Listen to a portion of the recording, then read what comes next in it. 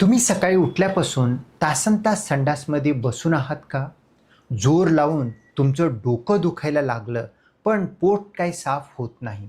तुम्ही बाजारात मिळणारे सर्व चूर्ण, सिरप आणि गोळ्या, अगदी डॉक्टरने दिलेले लॅक्सेटिव्ह आणि दुसरे कोणतेही पद्धतीचे गोळ्या औषध घेऊन थकले आहात का? अनेक रुग्ण मला ओ-पी-डीमध्ये रडत-रडत सांगतात, "डॉक्टर, एकदा का शस्त्रक्रिया करा. ही त्रास कायमची जाऊ द्या. औषध घेऊन काहीही होत नाही. आयुष्य नर्क झालेलं आहे." जर तुम्ही अशा टप्प्यावर असाल, तिथे औषध आता निकामी झाली आहे, तर हे व्हिडिओ तुमच्यासाठी शेवटची आशा असू शकते. किंवा ज्यांना बद्धकोष्ठाचा खूप त्रास होतोय, त्यांना देखील हा एक वरदान असू शकतो. ही एक उपचार पद्धती आहे, ज्यामध्ये गोळीची गरज नाही, सुईची गरज नाही आणि सर्जरीची गरज नाही. आपण बोलणार आहोत एक अत्याधुनिक पद्धत बायोफीडबॅकबद्दल. पुढची काही मिनटं एक वाक्य किंवा माझं बोलणं नीट ऐका, कारण यात तुम्हाला कायमस्वरूपी ह्या बद्धकोष्ठतेच्या प्रॉब्लेममुळे मुक्तीचा मार्ग भेटायला मदत होईल.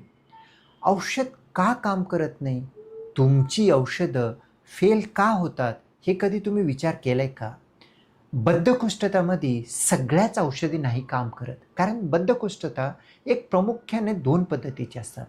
एकामध्ये आतडी मंदावते. त्याला स्लो ट्रान्झिट कॉन्स्टिपेशन म्हणतो. पण 50 ते 60% बद्धकोष्ठता हे जुनाट बद्धकोष्ठता आहेत. त्यामध्ये आतडींमध्ये त्यांचा समस्या नसते, तर बाहेर पडणाऱ्या मार्गांमध्ये समस्या असते. ह्यालाच आपण डिसेनर्जिक डेफिकेशन म्हणतो. सोप्या भाषेत सांगायचं झालं तर, जेव्हा तुम्ही शौचाला बसता, तेव्हा पोटात खाली दाब दिला पाहिजे आणि गुदद्वाराचे स्नायू पूर्णपणे रिलॅक्स किंवा सैल झाले पाहिजे. पण जुनाट बद्धकोष्ठतेमध्ये रुग्णांचे मेंदू आणि स्नायूतला ताळमेळ बिघडतो. तुम्ही वरून तर जोर देता, पण खालचे स्नायू सैल होण्याऐवजी अधिक टाईट होतात. ह्यालाच आम्ही पॅराडॉक्सिकल कॉन्ट्रॅक्शन म्हणतो. हे म्हणजे गाडीचा तर एक्सेलरेटर आपण वाढवलेला आहे, पण सोबत हँडब्रेक पण दाबून ठेवलेला आहे. वेग वाढवल्याने गाडी तर पळत नाही, पण आवाजच खूप करते. असं सांगायचं झालं तर ह्या कंडिशनमध्ये चूर्ण तर तुमचं पोट कधीच साफ करत नाही आणि ह्यामध्ये जोपर्यंत तुम्ही पकडलेला ब्रेक आहे, तो सोडणं तुम्ही जोपर्यंत शिकत नाही, तोपर्यंत तुमची औषधी इथं काहीही फायदा करत नाही. हा तुमचा वेळ आणि पैसा वाया घालवतील, पण फायदा होणार नाही. आता नेमकं बायोफीडबॅक म्हणजे नेमकं काय? हा एक आपल्या मेंदूचा रिट्रेनिंग आहे. आता बिघडलेली सवय सुधारायची कसं? मग रिट्रेनिंग कसं होते? मग बायोफीडबॅक थेरपीमध्ये आपल्या पोटाच्या स्नायूला एक स्मार्ट फिजिकल ट्रेनिंग देतो किंवा पेल्विक फ्लोरच्या स्नायूला एक ट्रेनिंग दिल्या जाते.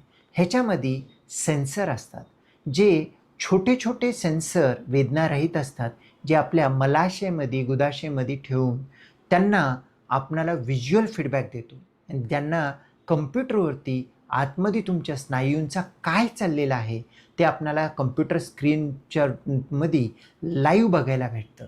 मग ह्यामध्ये दुरुस्ती जे करायची आहे, की तुम्ही काय चूक करताय, जोर दिल्यानंतर खालचा टाईट करताय, हे तुम्हाला सांगून ते कसं बरं करायचं, हे तुम्हाला सैल कसं करायचं, हे शिकवलं जातं.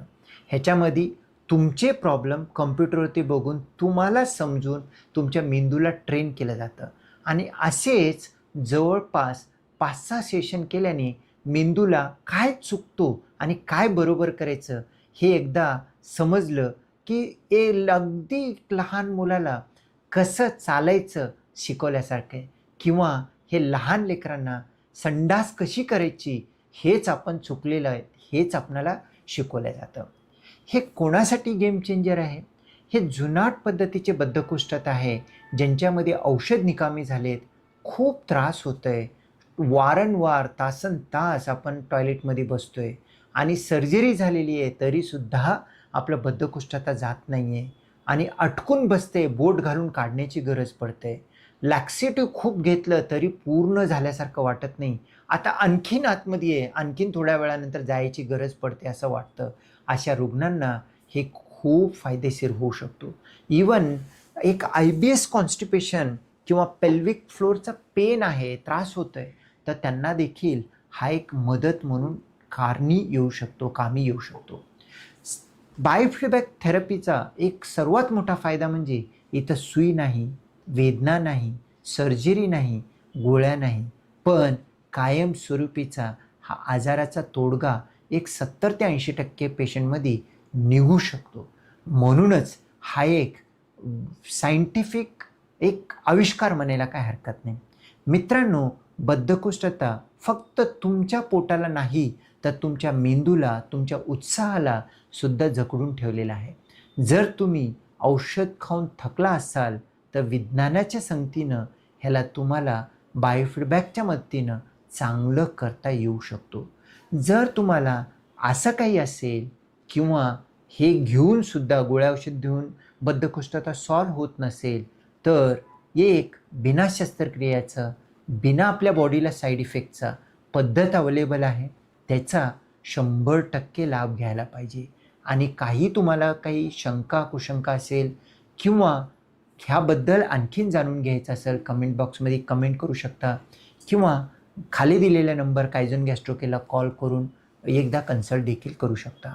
हा व्हिडिओ त्या प्रत्येक मित्राला पाठवा जो सकाळी टॉयलेटला जाताना गडबड करतो, पण गेला तर संडासमध्ये बसून भरपूर वेळ ताकद देतो आणि वारंवार तिथंच टाईम घालत राहतो. लक्षात ठेवा, तुमचं शरीर दुरुस्ती करण्यासाठी ताकदीचा नाही, बायोफीडबॅकचा रस्ता गरजेचा आहे.